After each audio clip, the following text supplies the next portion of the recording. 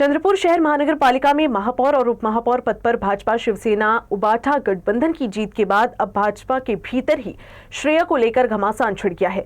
इस जीत का श्रेय किसे मिले, इसको लेकर दो विधायकों के बीच खुला विवाद सामने आ रहा है। एक और जहां विधायक देवराव भोंगले ने वरिष्ठ नेता सुधीर मुनगंटीवार को किंग मेकर बताया, तो वही विधायक किशोर जोरगेवार ने इस दावे पर सवाल उठाते हुए तीखी प्रतिक्रिया दी है।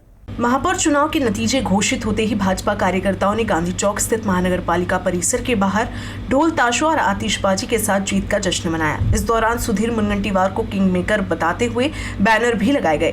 भाजपा विधायक देवराव भोंगले ने कहा कि मुनगंटीवार की राजनीतिक रणनीति और अनुभव के कारण ही ये कठिन मानी जा रही जीत संभव हो सकी। वही विधायक किशोर जोरगेवार ने मुनगंटीवार पर निशाना साधते हुए आरोप लगाया कि हर सफलता पर अपना नाम जोड़ने की कोशिश की जा रही है। उन्होंने नगर पालिका का उदाहरण देते हुए सवाल किया कि जब वहां पार्टी को हार का सामना करना पड़ा तब जिम्मेदारी किसकी थी।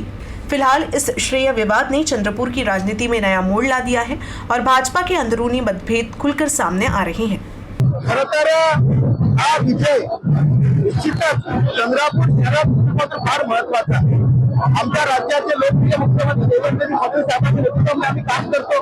त्या राज्याला विकासाच्या दिशेने वेगात नेण्याचं काम देवेंद्रजी करत आहे आणि देवेंद्रजींनी या निवडणुकीची जबाबदारी सुधीर भाऊंवर सोपवली। सुधीर भाऊ राज्याचे ज्येष्ठ नेते आहेत, त्यांनी यशस्वी शिष्टाई केली आणि अशक्यप्राय वाटणारा विजय या चंद्रपुरामध्ये आपण साकार केला। कोण काय बॅनर लावतो, काय तिथे दाखवतो, त्या बॅनर सोबत देवेंद्रजी फडणवीस यांना ओबीसी विरोधी ठरवणारे देवेंद्रजी फडणवीसांच्या कुटुंबियावर सोशल मीडियातून आक्षेपार्ह लिहिणारे ते सुद्धा भारतीय जनता पार्टीचा झेंडा घेऊन ते लोक नाचत होते।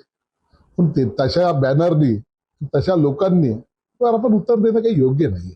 लोकांना माहिती आहे काय स्थिती होती, काय स्थिती गेली, कोणी काय केलं, किती मेहनत कोणी केली, कोण तिथे फिजिकली प्रेझेंट होता, किती दिवसापासून, हे सगळं माहिती। त्याच्यामुळे 4 बोर्ड लावल्याने हे कोणी होत नाही। त्या राज्यामध्ये देवेंद्रजीच्या नेतृत्वावर त्या राज्यातील जनतेचा विश्वास आहे।